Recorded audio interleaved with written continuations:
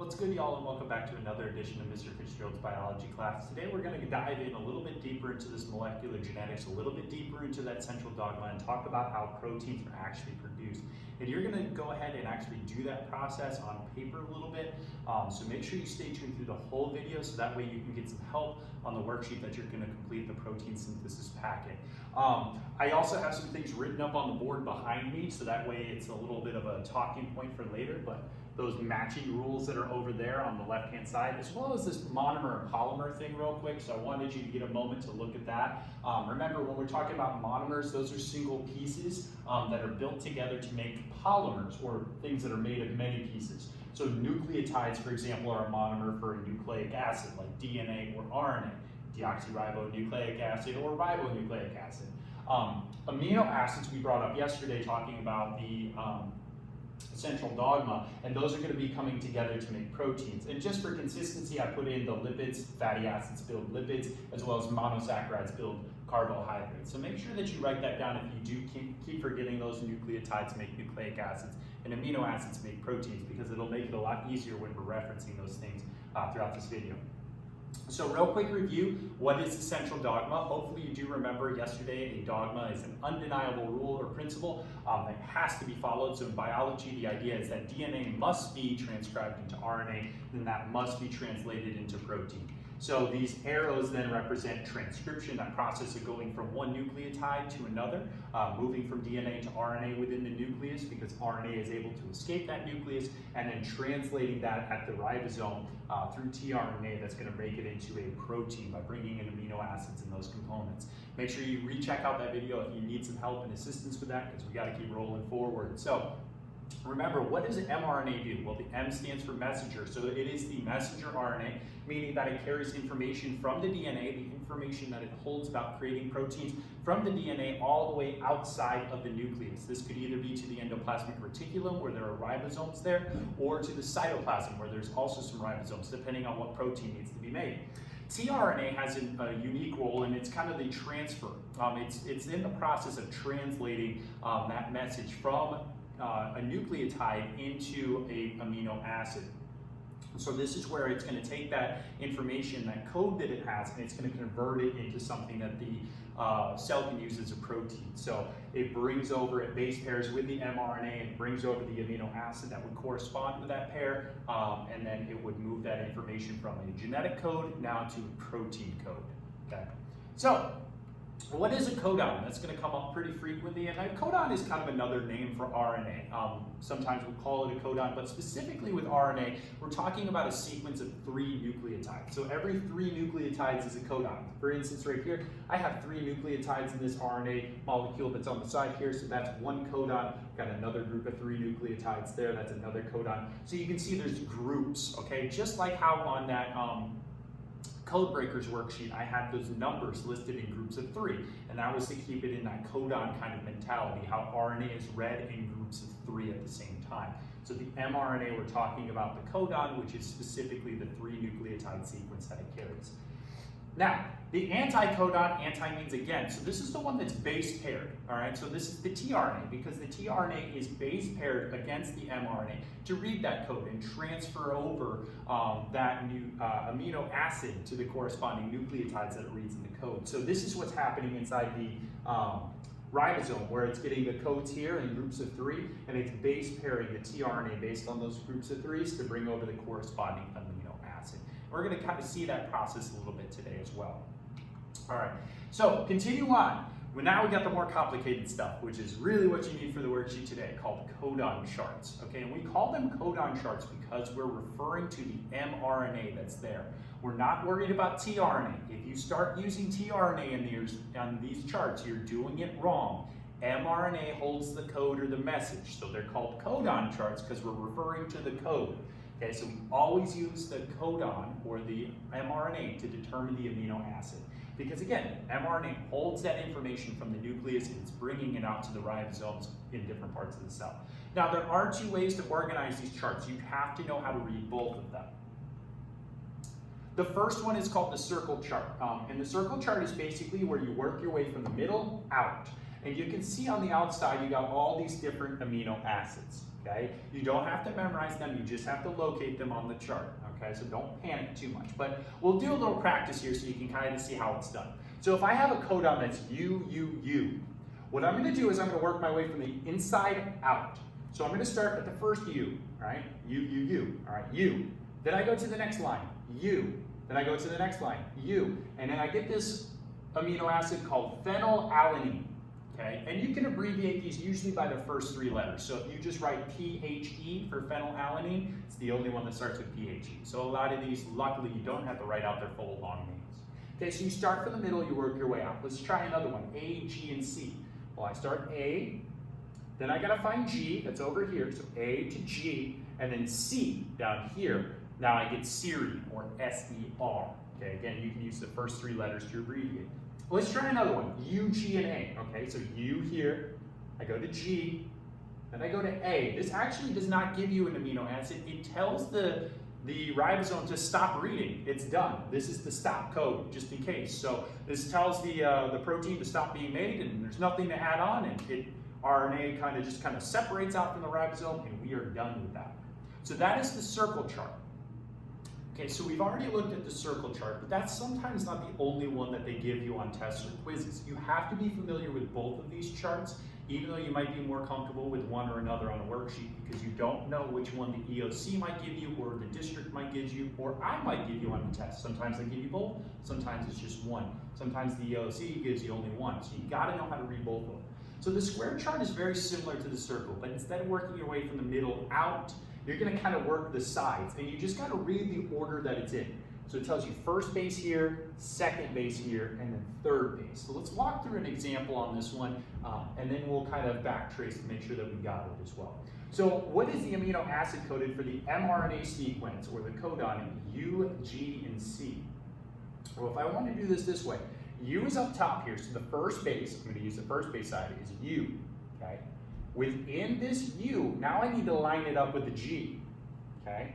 So I gotta use both of these. It's kind of like where you make a coordinate plane, you gotta kind of connect the dots. So if I have U up here and down here, in the second base I have G. So I go U and G come together.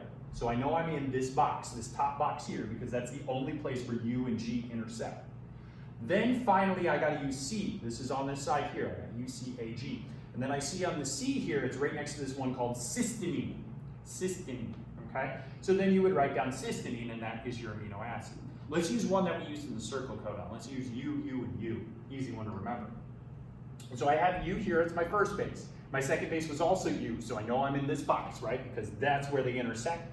And then finally the U up here is this U up here, right? So that's phenylalanine. It's the same example that we got for the codon chart on the previous one. All right, let's try another one of U, G, and A. All right, from the previous chart, U's up here, G is here, you cross them, and then A, I know it's in this box, in this line, and that's the stop codon, telling that protein to stop being made, and the RNA can disconnect, okay? So know how to use both of those charts overall. It is very helpful in that whole process. Now, I'm gonna give you some help on this worksheet. So if you haven't gone ahead and done the protein synthesis packet worksheet, either printed it out or previewed some of the questions, this is questions 1 through 4, so make sure you're paying attention.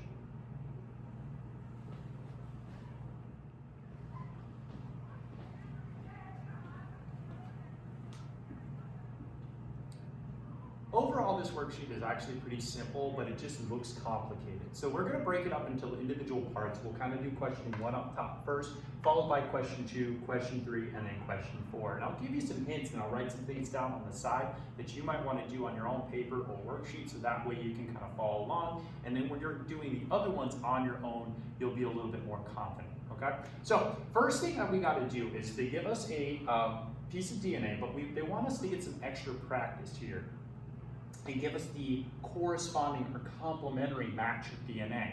Okay, so that's gonna follow those rules that are over here. We have A's matching T's, G's matching C's. So what I'm gonna do is I'm gonna kind of look through the DNA and I'm gonna see what I have and I'm gonna match them up according to those rules. Well, A's match with T's, T's match with A's, G's match with C's, G matches C, A, T, C, G, A, T, T, G, G, A, A. You tend to get faster with this as you practice. So if you can't just rattle them off like I did, it's okay. I have many more years of experience than all of you doing this. So it does get a little bit quicker over time. So don't panic if you're not just memorizing them as you go, okay? But this should be your corresponding match to number 1 because again, A's and T's, G's with C's. Now, we're gonna move down to RNA, okay? So now we're moving down to a version of RNA.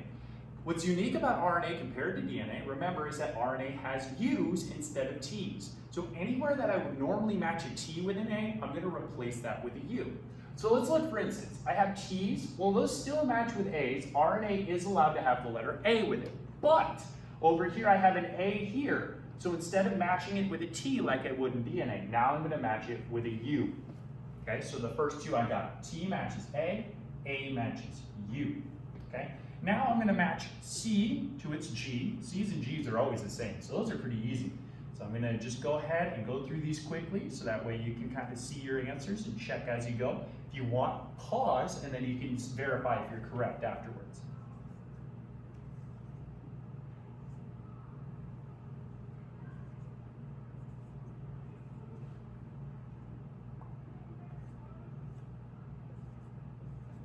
All right. So this is what you should have overall for your mRNA. And this is, again, your messenger or your codon. Okay, so mRNA, remember, is your codon. Holds the code that was in the DNA. In this case, that was this strand here, this bottom strand. Now we're going to match it up with the anticodon or the tRNA.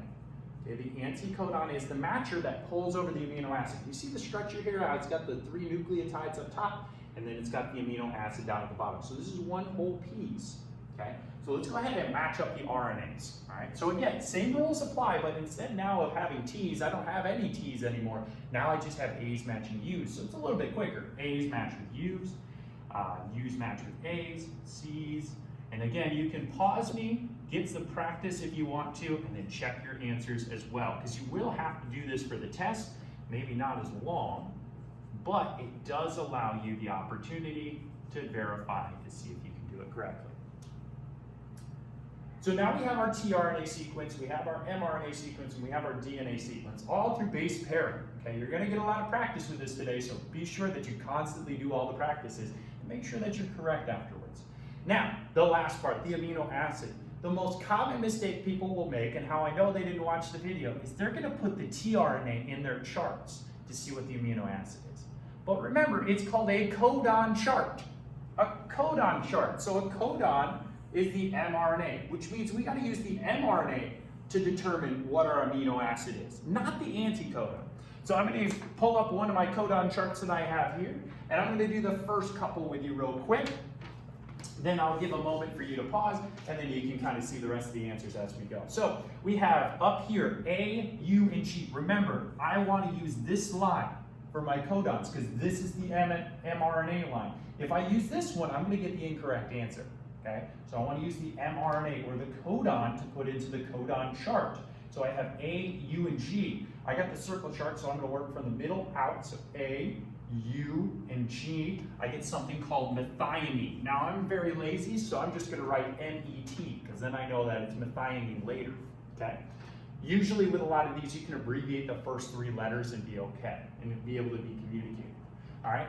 I'm also going to do myself a favor. I'm going to draw little lines in here in all these groups of 3s, so that way I don't get confused later.